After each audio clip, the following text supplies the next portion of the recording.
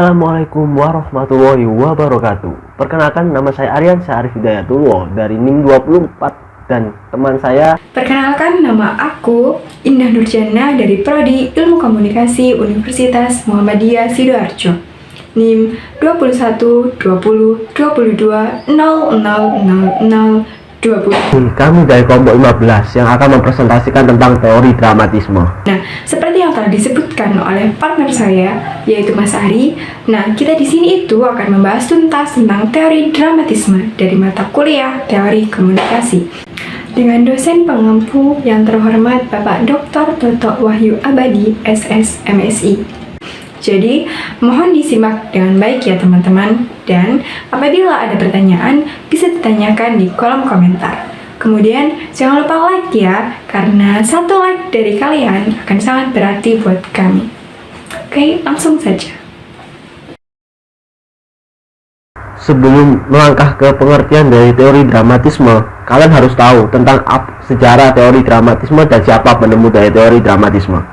Oke, teori dramatisme pertama kali dicetuskan pada tahun 1955 oleh Kenneth Duvall.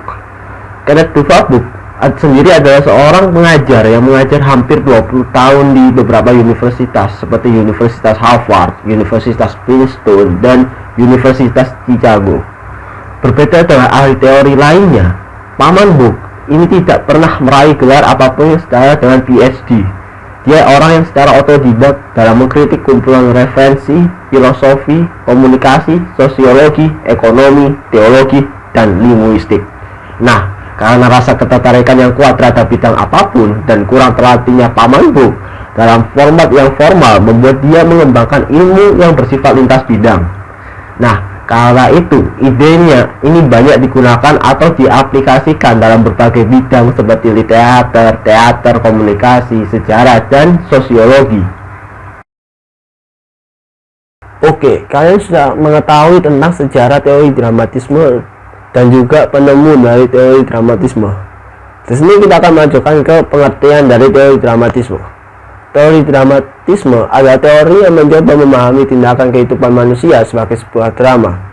Seperti pada pandangan Paman Hook, bahwa hidup bukan seperti drama, tapi hidup itu sendiri adalah sebuah drama. Teori dramatisme mengonsepsi hidup sebagai drama, menempatkan pusat perhatian pada aksi yang dilakukan oleh pemain drama. Seperti pada karya teatrikal bahwa drama memiliki pemain di dalamnya. Ada pemeran jahat dan ada pemeran baik. Kemudian ada adegan, alat untuk menjadikan adegan tersebut dan juga sebuah tujuan dari adegan tersebut. Paman Hook menekankan metode atau teori ini sebagai metode untuk memahami fungsi sosial dari bahasa dan drama sebagai pentas simbolik kata dan kehidupan sosial. Tujuan atau kegunaan dari konsep ini adalah untuk memberikan penjelasan logis untuk memahami motif tindakan manusia. Atau ringkasnya, teori ini menjelaskan tentang alasan mengapa manusia melakukan apa yang mereka lakukan.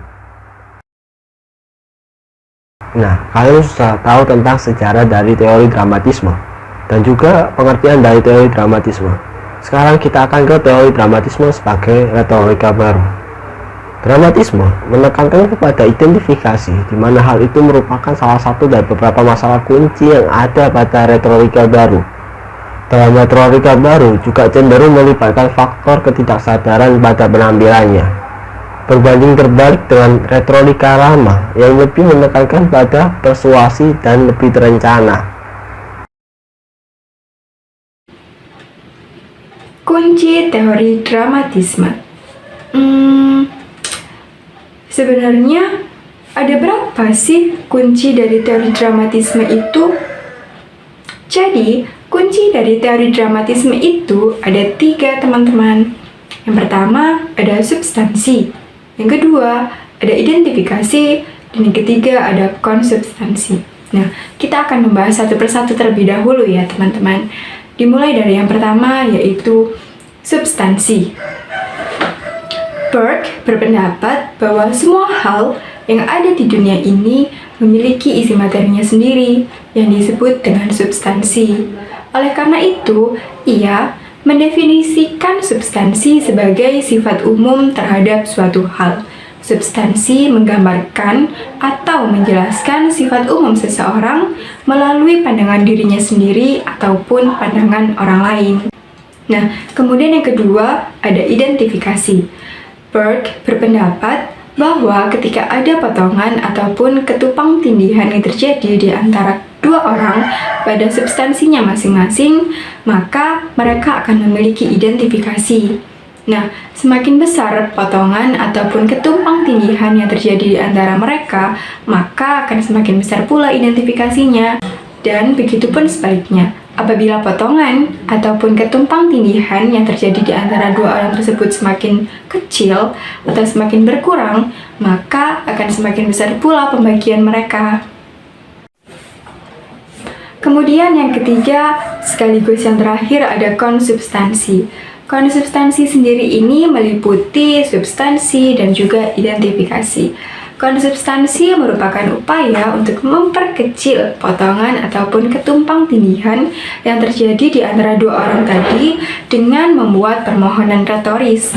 Hal itu dikarenakan konsubstansi berhubungan dengan siklus rasa bersalah dan penebusan. Nah, menurut Burke sendiri, proses merasa bersalah dan juga penebusan menggerakkan seluruh konsep simbolisasi. Rasa bersalah itu sendiri merupakan sebuah motivasi pusat untuk seluruh kegiatan simbolis yang merupakan sifat intrinsik dari diri manusia. Kemudian, proses merasa bersalah dan keinginan untuk meredakannya ditemukan dalam siklus Burke memiliki beberapa pola yang sudah terprediksi. Yang pertama ada tindakan atau hierarki, yang kedua ada negatif, yang ketiga ada pengorbanan, dan yang keempat ada penebusan. Selanjutnya kita akan membahas satu persatu tentang pola yang ada dalam siklus Burke untuk meredakan rasa bersalah. Yang pertama ada tingkatan atau hierarki. Burke berargumen bahwa lingkungan sosial ini ada pada bentuk tingkatan tertentu yang tercipta dari kemampuan kita menggunakan bahasa. Kemudian yang kedua ada negatif. Sifat negatif masuk ke dalam drama ketika individu melihat tingkatan mereka pada lingkungan sosial dan berusaha untuk menolaknya. Menolak tingkatan yang ada merupakan fungsi dari kemampuan berbahasa dan sebagai bukti bahwa manusia merupakan penentu keputusan atau pembuat keputusan. Kemudian yang ketiga ada pengorbanan. Pengorbanan ini adalah salah satu bentuk atau cara kita yang bertujuan untuk meredakan rasa bersalah dalam diri sebagai manusia. Pengorbanan sendiri dibagi menjadi dua jenis.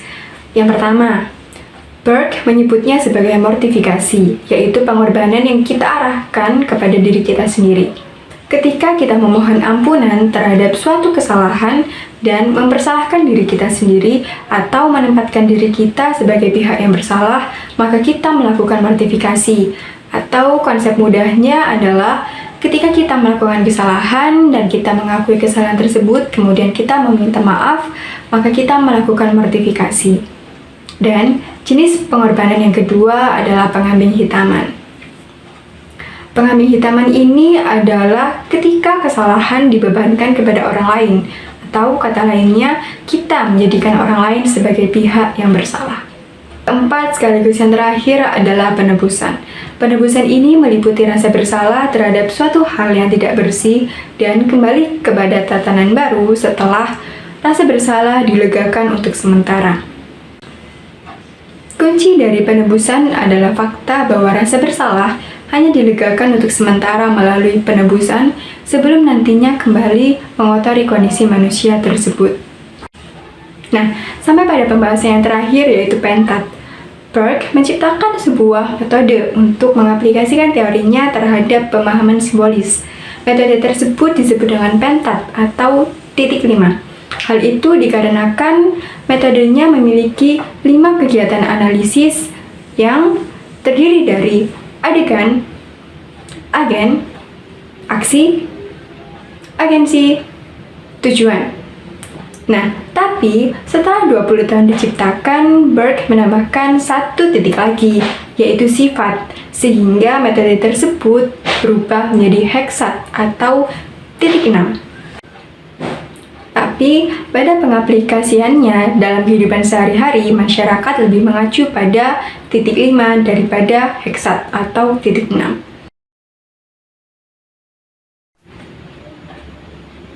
Selanjutnya kita akan belajar untuk membedah konflik menggunakan metode pentat ini ya teman-teman.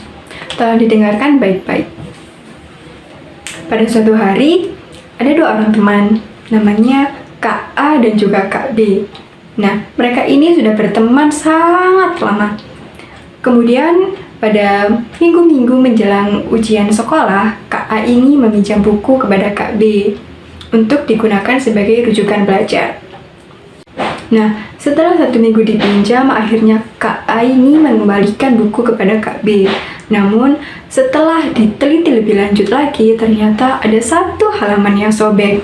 Pada saat itu juga Kak B merasa kesal dan juga marah karena menganggap bahwa Kak A ini teledor, dia tidak bertanggung jawab kepada buku yang dipinjamnya. Akhirnya, Kak B memberikan nasihat kepada Kak A agar tidak mengulangi hal tersebut dan agar lebih bertanggung jawab kepada barang-barang yang dipinjamnya dari orang lain. Selanjutnya, kita akan belajar untuk membedah konflik menggunakan metode pentat ini ya teman-teman. Tolong didengarkan baik-baik. Pada suatu hari, ada dua orang teman, namanya Kak A dan juga Kak B. Nah, mereka ini sudah berteman sangat lama. Kemudian, pada minggu-minggu menjelang ujian sekolah, Kak A ini meminjam buku kepada Kak B untuk digunakan sebagai rujukan belajar. Kemudian yang ketiga, ada aksi. Aksi ini merujuk kepada respon dari agen terhadap adegan. Dalam hal ini adalah Kak B yang memberikan nasihat kepada Kak A. Kemudian yang keempat, ada agensi. Agensi adalah konteks yang melatar belakangi aksi yang dilakukan agen terhadap adegan. Dalam konflik tersebut yaitu Kak B yang menasihati Kak A dikarenakan ia merasa kesal dan juga marah terhadap Kak A karena dia telah lalai dalam menjaga tanggung jawabnya terhadap buku yang dipinjamnya. Kemudian yang kelima, sekaligus yang terakhir, adalah tujuan. Tujuan adalah hasil yang ingin dicapai yang dimiliki oleh agen dalam melakukan tindakannya.